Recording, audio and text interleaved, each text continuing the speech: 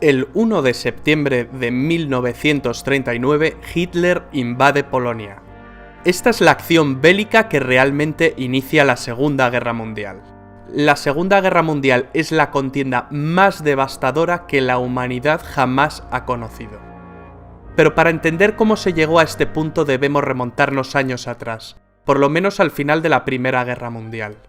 El Tratado de Versalles había puesto fin a la Gran Guerra, y la Gran Alemania había salido muy perjudicada tras perder territorio y serle impuestas desproporcionadas compensaciones que debía pagar a los vencedores.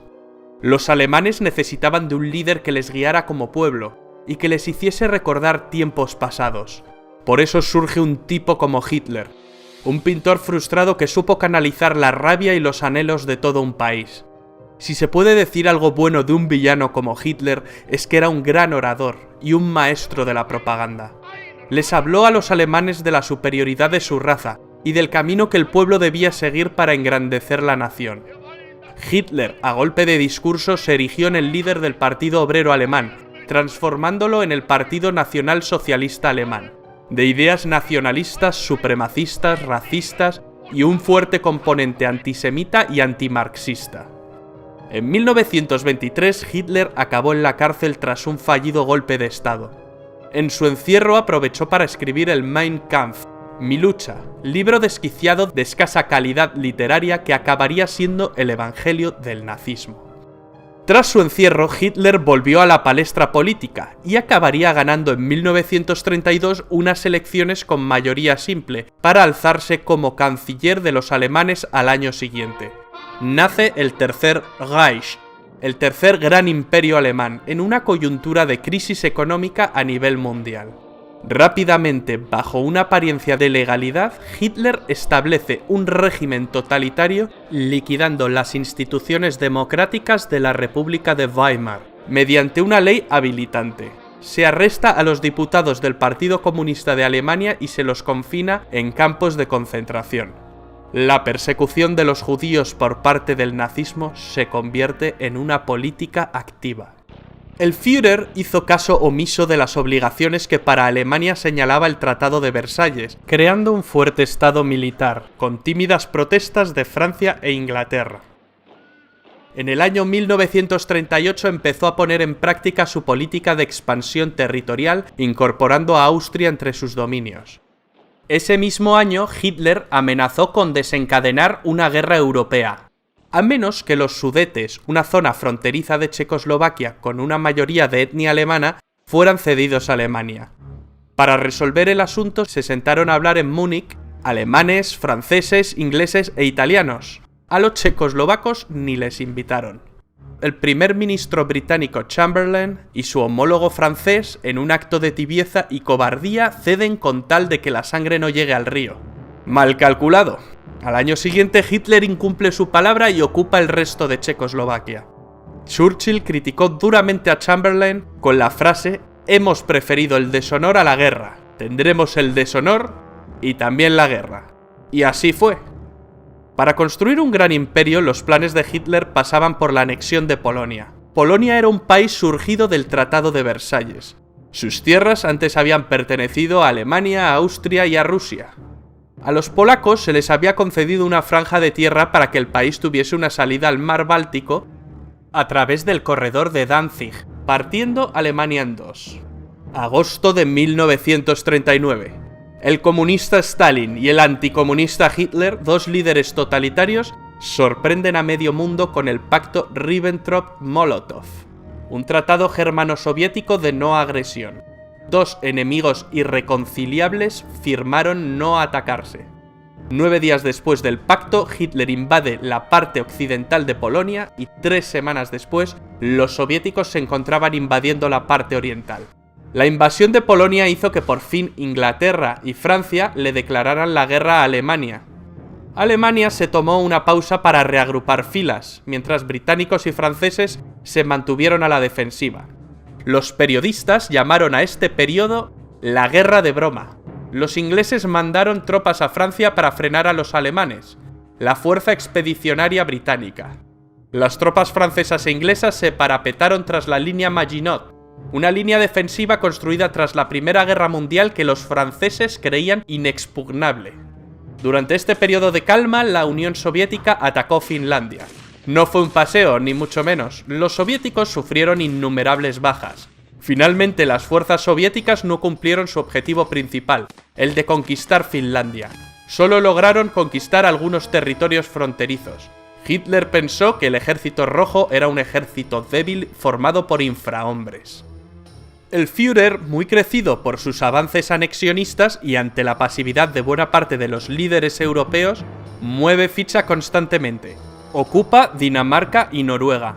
Los alemanes finalmente acabaron con la guerra de broma en mayo de 1940, tras atacar simultáneamente Luxemburgo, Bélgica, Países Bajos y Francia. El método es el anteriormente utilizado en Polonia, la Blitzkrieg o Guerra Relámpago. Consiguieron meter sus tanques Panzer por un lugar que se pensaba impenetrable para un ejército mecanizado moderno. El bosque de las Ardenas. El ejército aliado quedaría rodeado. La batalla de Francia parecía perdida. A finales de ese mes se llevó en la ciudad de Dunkerque una dramática operación de evacuación de las tropas aliadas en territorio francés. Alemania pudo haberle asestado al ejército aliado el golpe final, pero algún tipo de milagro debió ocurrir porque Hitler dejó escapar a más de 300.000 soldados. ¿El motivo? No se sabe. Hoy en día es un debate que sigue suscitando innumerables teorías. La batalla de Francia no duró mucho más. El 22 de junio, Hitler se reunió con varios altos oficiales franceses, quienes solicitaron un armisticio. Hitler seleccionó el mismo lugar y el mismo vagón de tren donde se firmó el armisticio con Alemania en la Primera Guerra Mundial. Esta vez se invertían las tornas, y Alemania ocupa el asiento del bando vencedor. Así se puso fin a la guerra en Francia. Francia se dividió en dos, una porción ocupada que incluía París y otra no ocupada controlada por un gobierno colaboracionista con sede en Vichy, presidida por el mariscal Philippe Pétain. Se la conoció como la Francia de Vichy. Charles de Gaulle inmediatamente se declaró en contra del gobierno de Vichy y proclamó la Francia libre. Llamó asimismo a formar la resistencia francesa. Italia y Alemania, las dos potencias fascistas, estaban unidas desde 1936 en una agrupación que Mussolini denominó el eje Roma-Berlín. Mussolini, el líder del partido fascista italiano, viendo la facilidad con la que Hitler conquista países, siente que ha elegido el bando ganador. Se ha apropiado de Albania y se ha sumado a los alemanes declarándole la guerra a Francia e Inglaterra. Il Duce, emulando a Julio César, quiere ampliar más sus posesiones, ya que Italia, al igual que Alemania, había llegado tarde al reparto colonial. Sus planes pasan por conquistar Grecia y Egipto, pero Hitler tuvo que salir al quite para ayudar a los italianos, que más que una ayuda en la guerra suponen una carga. Los italianos no pueden con los griegos, pero llegarían refuerzos. Finalmente los alemanes invaden Grecia a través de Bulgaria. Mussolini luego atacaría las bases británicas de Egipto desde Libia. El objetivo era tomar el Canal de Suez, la puerta del imperio colonial británico. ¿Pero qué había pasado en Europa tras la derrota de Francia? ¿Qué fue de los británicos? Churchill, nuevo primer ministro tras la dimisión de Chamberlain, rechaza firmar un armisticio con Alemania. Hitler decide ir a por todas. Pero conquistar Inglaterra no será tan fácil por su condición insular. Los ingleses consiguieron defender heroicamente su isla en la batalla de Inglaterra, una batalla que se libró sobre todo en el aire, la Luftwaffe contra la RAF. Churchill pronunciaría otra de sus grandes frases: "Nos dejó muchas. Nunca tantos debieron tanto a tan pocos". Durante más de un año Inglaterra soporta la guerra en solitario. Los nazis bombardean durante meses las ciudades más importantes de Inglaterra. Hitler cree dominar la situación y se ve como claro vencedor, pero los ingleses resisten y dan la batalla. A finales de año, Adolf Hitler se entrevistó con el general Franco en Hendaya, una localidad francesa que hace frontera con España. Hitler quería que España entrase en la guerra de parte de las potencias del eje. Al final no llegaron a un entendimiento.